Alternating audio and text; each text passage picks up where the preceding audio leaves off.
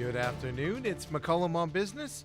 I'm Stephen McCollum, and for the next 30 minutes or so, I'm going to get you updated on what's happening around the business world. Of course, we're in the midst of that government shutdown, a week into it now, 7 days, and get you all the updates that we have. There's no end in sight here on that government shutdown as well, but we got some breaking news out there we'll get to. Of course, we'll look at the market watch, stocks we're paying attention to, and of course, the local and national stories you need to know, and maybe an update to that resort that I swear is never going to open out there in Glendale, that Vibe Resort coming up later in the program as well. And if you shop at Costco and you've noticed the crowds have gotten even larger, maybe a little younger, I got some stats coming up for you on that. You're joined. It's no longer the old people club there over at Costco. We'll give you those stats coming up later in the show as well. Before we get to the market watch, though, this is just hitting the wire right now. Trump has come out and suggested not all furloughed workers will actually get back pay. The assumption is with this government shutdown, well, you'll get paid eventually. Well, Trump's floating that out there and suggesting that you might not. He said, quote, it depends, unquote, if some of these people are going to get back pay. So a little bit of a wrinkle here in this government shutdown that's going on right now as well. And with that, let's get right into that market watch. First time since, well, the government has shut down that we're seeing a lot of red here today on the market. We've seen a little bit of red on some of the indexes, but a lot of it out there today. Only one right now escaping it is the Russell 2K. But I can tell you it was down earlier today out there, right? But first, the Dow Jones is down 208 points right now, 46,487 for the Dow Jones. The S&P 500 down the 38 points to 6703. Well, the NASDAQ, right? Tech heavy, 140 points down for it, 22,800. That Russell 2, as I said, right now plus 13. It was down 20 plus points earlier today. We might see it switch back to that as the show goes on and as we get later into the trading day. And then Bitcoin, big comeback for it. Obviously trading at 125,000 yesterday. Well, down, still high, don't get me wrong. It's down, but it's down to the 121,022 for Bitcoin here today. And I think the longer this government shutdown continues on, the more we're going to see the red and the sell-offs happen here on the market. So something to pay attention to 7 days into the market as well. So the S&P 500 is heading for its first decline in 8 days. Oracle's a big one here, in terms of the S&P 500. Oracle's a big stock going down, but it all has to do with just the angst around this government shutdown.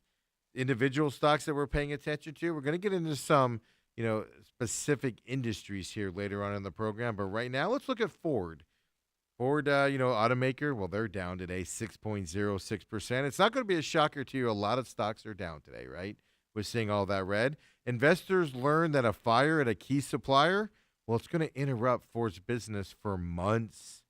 The New York plant, it's operated by a company called Novelis. It supplies aluminum sheets to the auto industry, and a lot of it to Ford as well. Well, Ford coming out and saying, we're going to have issues making vehicles. Obviously, that hurts sales. Ford down 6.06% here today for Ford Motor Company. Now let's look at PayPal out there. Well, they're up. They're actually one of the rare ones up today, 2.92%. They actually unveiled a feature that will help small and mid-sized businesses put advertising on their website.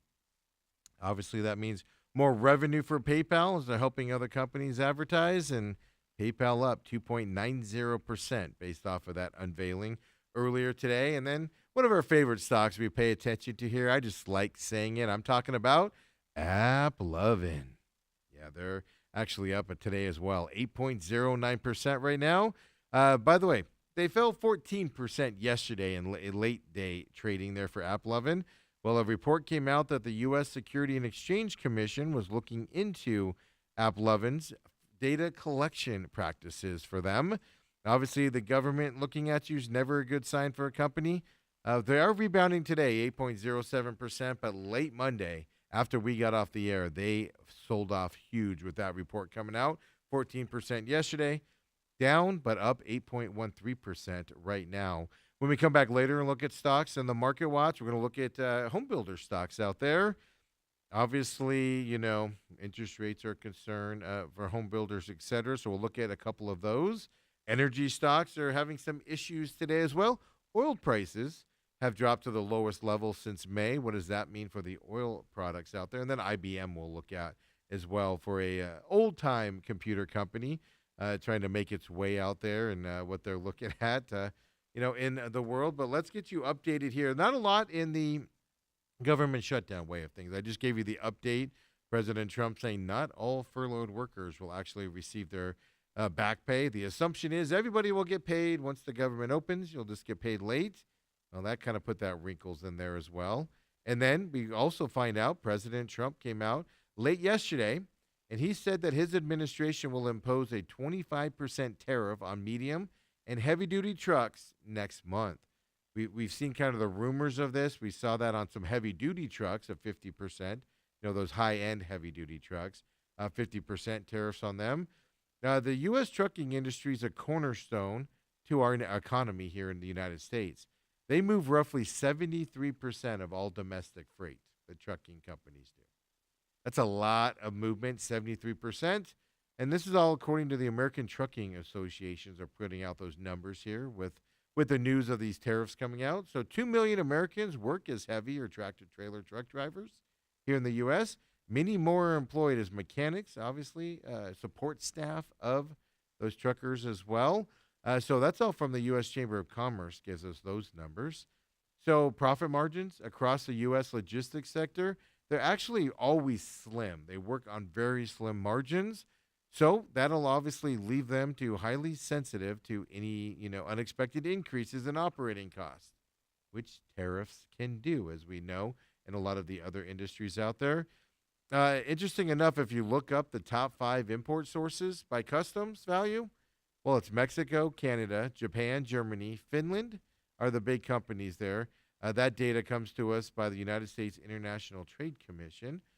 So, obviously, a big movement here from outside the United States into the United States. And now 25% tariff coming. We'll have to see how that affects them as well. And don't forget, we're still waiting here at the end of the month, beginning of November, for the U.S. Supreme Court to kind of take on and rule on if these tariffs are, legal or not by this Trump administration. But he woke up and another 25% tariff put on a specific industry coming up here. And, that's the bad news if you're not into tariffs and what it's doing to the economy right now. But, there's one thing a lot of people are doing right now to kind of combat what the economy's doing, and that's, putting a lot of faith in gold.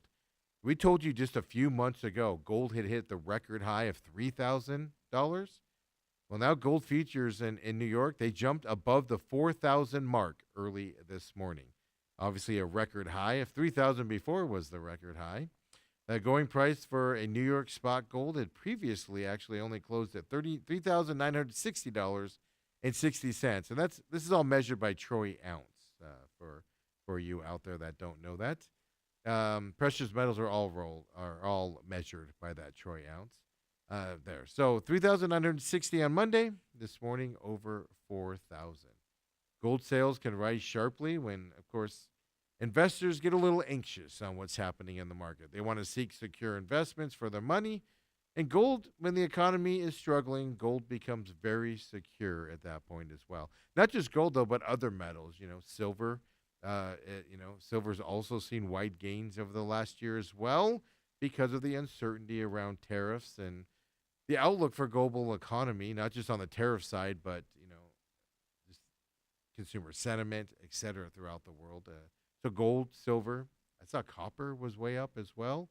So the prospect of lower interest rates also made gold a more attractive investment, with the easing of the monetary policy, because gold became a little bit more interesting there than interest-bearing investments. As rates come down, you make less money, obviously, on those interest-bearing investments. Gold futures are up about 50% since the start of this year here in 2025. So it's trading around 4,013 per troy ounce as of around 9:30 our time here this morning was the last time I saw it. That's up, like I said, from around 2,670 seen at the beginning of January on that number. And I want to say it was April or May we talked about it hitting the record of 3,000 at that time. So gold continuing to be a safe haven where people are going and parking their money as that continues to go up as well. And we talked about this government shutdown a lot, and so far, like no government noticeable stuff. Well, yesterday, yeah, if you're traveling, especially air travel, and be ready for this. The Hollywood Burbank Airport yesterday over there in California, it actually went without air traffic controllers on site for hours last night. Yes. The government shutdown, the staffing shortage of them as well, kind of led to this perfect event where nobody showed up to work. There's no controllers on duty between 4:15 and 10 p.m. local time yesterday there at Burbank. Their arrival and departure duties were handed off to basically San Diego's air traffic controllers down there to help out and get planes off, but it led to a lot of flight cancellations, a lot of delays as well, even though it was still being manned, but obviously from San Diego area instead. The average flight delay at 5 p.m. yesterday at Hollywood Burbank Airport was 2 hours and 30 minutes, as what we're hearing here from the FAA. So we're starting to see the first cracks here in air traffic controllers not showing up to work.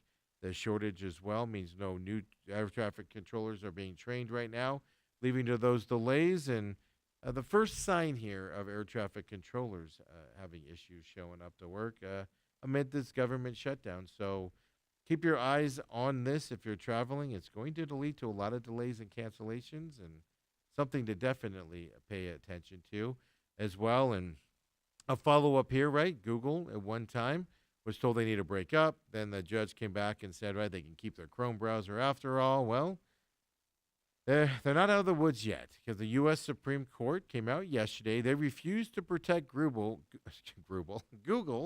from a year-old order requiring a major makeover of its Android App Store. And that all was designed, if you remember, we've told you about it here at McCollum on Business. It's designed to unleash more competition against Google. And by the way, Apple falls into this as well because the jury in that trial declared an illegal monopoly for Google and specifically their App Store. This is where you get percentages, and you have to, if you're an app, you have to, any payments are done, have to go through Google where they take a percentage of it, etc. Like I said, Apple's in the same boat here, but the Supreme Court there delivered a one-sentence decision, and it means Google will soon have to actually start an overhaul of its Play Store for the apps running on the Android software. And that, of course, that software powers and runs most smartphones that compete against Apple's iPhones here in the United States. So there are other changes they have to do as well. U.S. District Judge James Donato, last October, we told you he ordered Google to give its competitors access to the entire inventory of Android apps, but also make those alternative options available to download from the Play Store. In a filing last month, Google said that Donato's order would expose the Play Store's more than 100 million users here in the United States. It would expose them to enormous security and safety risks by enabling stores that stock malicious, deceptive, and pirated content are actually going to grow and kind of, they use the word proliferate in their filing last month.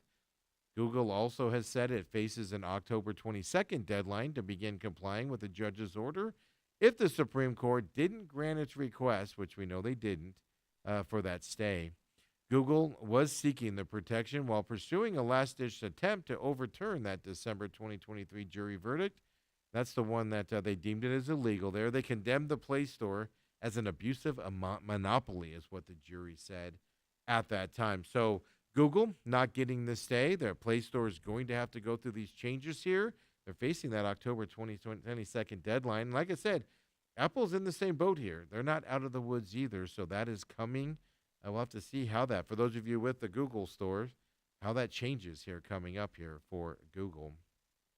And now let's get into more of an economy type conversation here. And been seeing a lot of stories about this. So kind of wanted to pay a little bit more attention to it, make you aware of it, as people, of course, are getting behind on bills right now with the way the economy is going and expenses, etc. So, foreclosures are out there when you with your house, and if you miss payments, etc. Well, it does include default notices, scheduled auctions, even bank repossessions.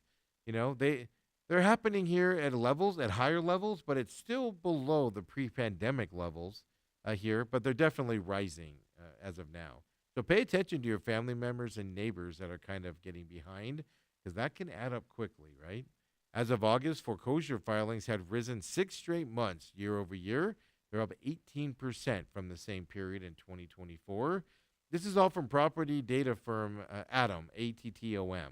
Through June, roughly 188,000 properties had foreclosure filings, putting the U.S. on track to surpass the roughly 322,000 U.S. properties that went into foreclosure in 2024.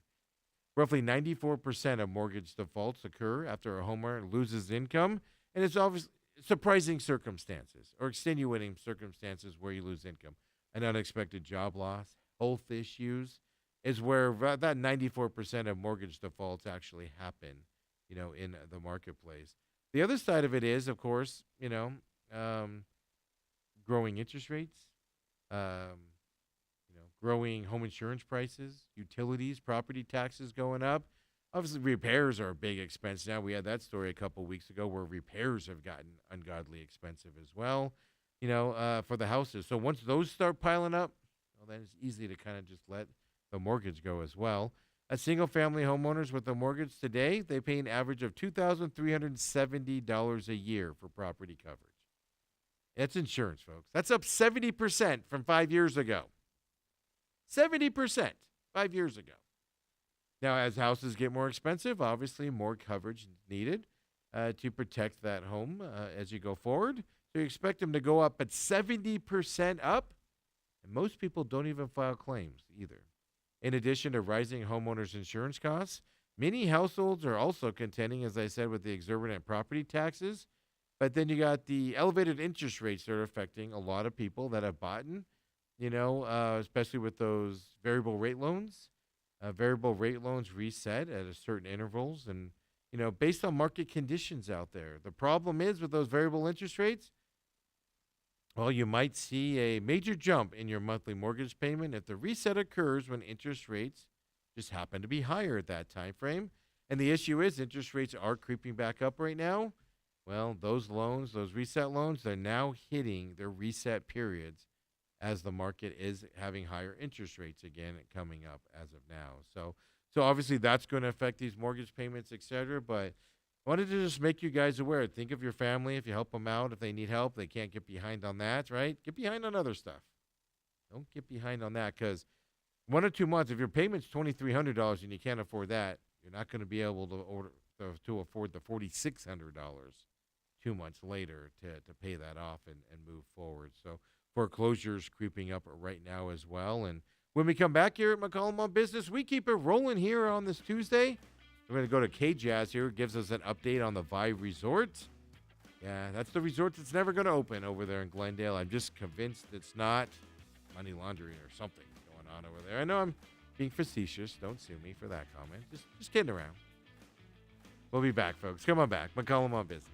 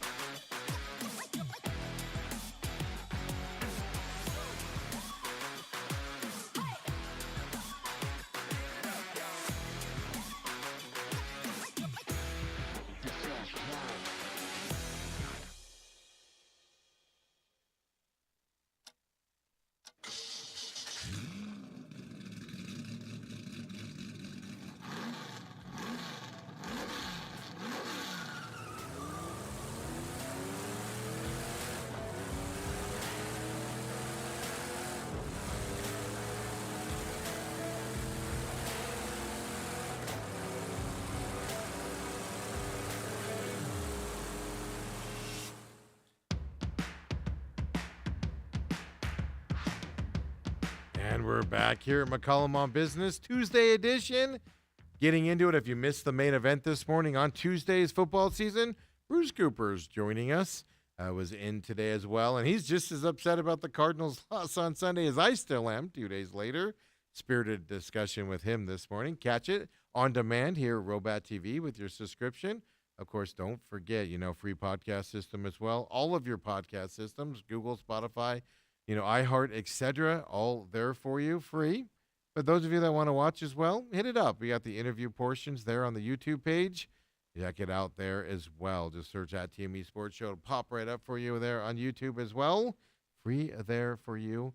And we keep it rolling with this show at 11 o'clock here live at Robat TV. Goes on demand here at Robat TV as soon as we're done. And then also a YouTube page for this show, the Pit Stop, the Look Back show, looking back at the elimination races of Xfinity and Cup Series. Well, that's coming up today. As soon as we're done here, we'll get that show all prepped and ready, record that, have that up here on demand at Robat TV, along with the YouTube page and on Podbean, free podcast as well, coming your way later on today. Of course, later in the week, we do the Look Ahead show as well. Looking ahead to this weekend's racing, that comes out on Thursday for you. And look, it's a good time to be here. And if you notice at Robat TV, The Real Matrix is up. First 3 episodes are there for you. Tune in as the Angry Patriots kind of opens your eyes here on what he feels the government does and what we look at here. It is available now, first 3 episodes. Going to start coming out starting next Wednesday at noon. New episodes coming out here at Robat TV as well.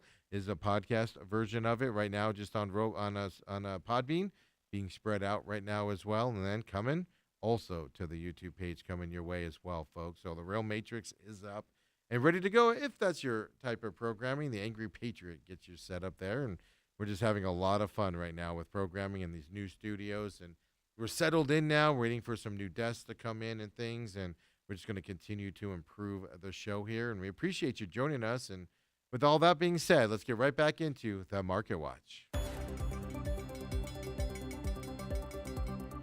And first day that we see a lot of red on the market right now as we are looking into this. The interesting thing here, the Russell 2K line, I'll tell you right now, is not updating on our sheet. Well, right now it is actually down 31 points there for the Russell 2K. So ignore what you're seeing on your screen right now. The service we use isn't updating that one for some reason. The other ones are accurate right now. Dow Jones is down the 164 points here today. S&P 500 down the 30 points. The NASDAQ down 167. That tech index, as I said, Russell 2K, it was up earlier today, but it has gone backwards and down 31 points right now. So ignore what you see on your screen for that small cap index. 31 points down. It's trading at 24.54. as we speak right now for the Russell 2K. And then Bitcoin was at that 125,000 yesterday, 120,922 right now for Bitcoin, as even that retreats today. As look, Oracle sliding today, which is a big one for the S&P 500. First decline for that in 8 days. But more importantly, the longer this government shutdown goes on, the more angst, the more uncertainty you're going to feel in the market. The first 6 days, not a lot of upsetness around the market. Well, day 7's the first day we're seeing some question marks, and we'll have to see if it continues on. Stocks we're paying attention to. Look at some home builder stocks here. D.R. Horton is the first stock we're going to look at right now, down 5.92%. I'll tell you this, Toll Brothers, we don't have the graphs for these, but I'll tell you, Toll Brothers, KB Homes, also down this 5% range with D.R. Horton today. Pulte Group down more than 4% here today as well. Well, why are home builder stocks down? Well, there's an analyst out there, Stephen Kim's the name, from Evercore, that investment company. He downgraded a number of home buyer stocks, saying that profit margins will need a bottom before the stocks can rebound. Their profit margins obviously are terrible in this environment. They're having to buy down interest rates to get people to buy houses. They're more expensive to build right now with supplies, etc. Paper-thin project margins. Well, Evercore analyst is saying those profit margins need to bottom out before we'll see any rebounding. Every stock here in the home builder side down today, 4 to 5%. Moving forward here. And then you got energy stocks out there. Oil prices have fallen to the lowest levels since May. Well, we're going to show you the Halliburton stock here today, down 2.11%. Marathon Petroleum also down about the same amount as Halliburton today. No graphs for these. But Phillips 66, Devon Energy, Valero, they're all down more than 2% today, also with them being down. So, or obviously, oil becomes cheaper, means they're making less money here. And production is costing more money, making more money on the selling of the oil. obviously hurts stocks here for these companies as that happens as well. And then we'll look at IBM out there. You know them, International Business Machines, as they're technically known as. Well, they're actually up 1.79% right now. They were up over 3% earlier today. You see a decline happening as the day is going on. They actually agreed to integrate Anthropic's Claude chatbot, which is an AI system, into its software portfolio. So IBM up today 1.82% right now based off of integrating AI, specifically Anthropic's Claude system, into their software portfolio. And adding that AI is causing them to go up there for IBM as it's always a good thing when companies are integrating the AI. Question is that we haven't seen one yet that's been integrated that's kind of been a negative. I think I think investors are just happy you're integrating in AI. To be honest with you, in the markets that we are living in right now. And look, there's not a lot of news out there with the government shutdown in terms of businesses. We don't have the government reports coming out. A lot of uncertainty creeping into the market. But one thing I know for sure: death, taxes, the Vi Resort's never going to open over there in Glendale. I've been telling you this for months. They just keep pushing it off and pushing it off. And well, KJazz gives us this update here, so we'll defer to KJazz and their reporting as they give us that Vi Resort update. The state authority that owns the stadium over there, the football stadium, I should say, well, that lawsuit is still going on here, including with the Arizona Cardinals. They're still suing the Vi Resort over parking. That case is ongoing. Of course, Cardinals have an agreement. They do not charge for parking. That's the agreement with the city of Glendale, whereas Vi Resort wants to build that big parking garage, and they want to charge there. So that lawsuit's happening. The interesting side here, that's not the only lawsuit that the Vi Resort has obviously faced. They faced a few that are now closed, but a bunch are still ongoing as well. But as we all know, we've told you this reportedly, they've redone the opening date multiple times, and recently they scrapped that 2025 planned opening of the resort and theme park project over there. And if you don't know, it's off the 101 in Cardinals Way, right before you get to Cardinal Stadium. You can't miss it. It's that unfinished buildings over there to your right with the unfinished roller coaster tracks laying on the ground over there as well. Critics have questioned. I don't consider myself a critic. I'm just an observer. But critics are openly questioning the likelihood that this resort will ever open with what they're dealing with it. The city of Glendale, though, still says absolutely and unquestionably they are confident the Vi Resort will be finished. But like I said, you got that parking lawsuit, and now you got a court battle launched in May. Well, it could slow down, the opening of the process and continued growth here as well. The Fisher family is the family that owns the Vi Resort since 2022. Court records do say their company loaned the original owner money to buy the land. That was when it was called Crystal Lagoons, when that was going to be built. They had no financing to build the project at that time. And so that's where the family kind of stepped in at that point. Now, the Vi Resort is accusing a contractor of falsely claiming to be part owner. We've told you that lawsuit here at McCollum on Business as well. The Fishers did not give KJazz any interviews for their story. A recourse was sent to their lawyer, and it led from a call from a public relations firm. And the public relations firm said, we decline comment on that lawsuit and what's happening there. According to court records, though, filed by Vi Resort back in May, the goal is for Vi to become a destination like those in Las Vegas. Right? Good luck with that. State safety regulators find a subcontractor more than $26,000. That was after, unfortunately, a worker fell roughly 60 feet to their death last year. State records identify that contractor as E&E Companies. This is just terrible news when construction stuff happens and it results in a death. E&E Companies was hired to install and remove concrete forms used in pouring projects at that resort. The firm was doing removals on the 6th story, and a scissor lift wouldn't reach high enough for the workers to get those things. So one worker held a ladder on top of the lift, and that's when the other one reportedly fell while climbing toward where he planned to strap himself in to safety once he got up there. The death of Tyrone Wilson happened on that day as well, and just never, that always, rightfully so, slows down a construction project as investigations have to happen. And we prefer no deaths, right, on construction sites coming up. By resort, like I said, having a lawsuit against another contractor, like I said, saying their part ownership going forward. Now, there's been, counterclaims from people being sued by Vi as well. Um, it's this resort's a complete mess. And KJazz gives us that update. They're saying they're going to open. We just don't know when. We drove to the Cardinals game on Sunday. Drive right by there. Nothing's being done.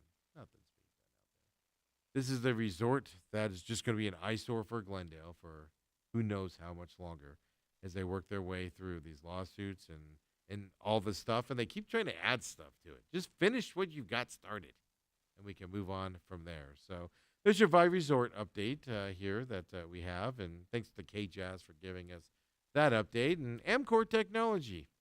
We told you they were going to start a new project, a new building out there in Peoria, I think it is.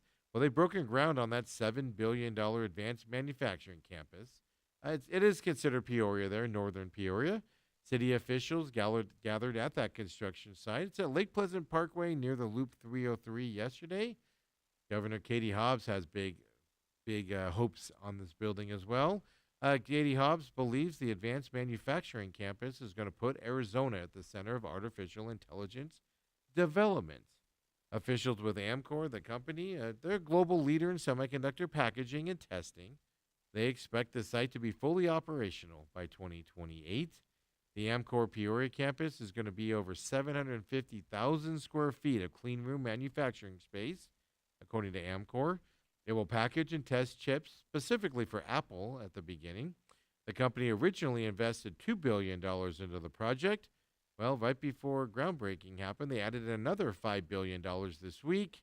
So Amcor putting money where their mouth is and getting this up there in North Peoria. So some more manufacturing coming up there, at least in terms of testing and stuff in North Peoria. And our final story today is I don't go to Costco. It's just me, 2 kids, and a dog, and we don't need a month's supply of stuff. We throw a lot of it away before we use it, right? And I just don't like the crowds.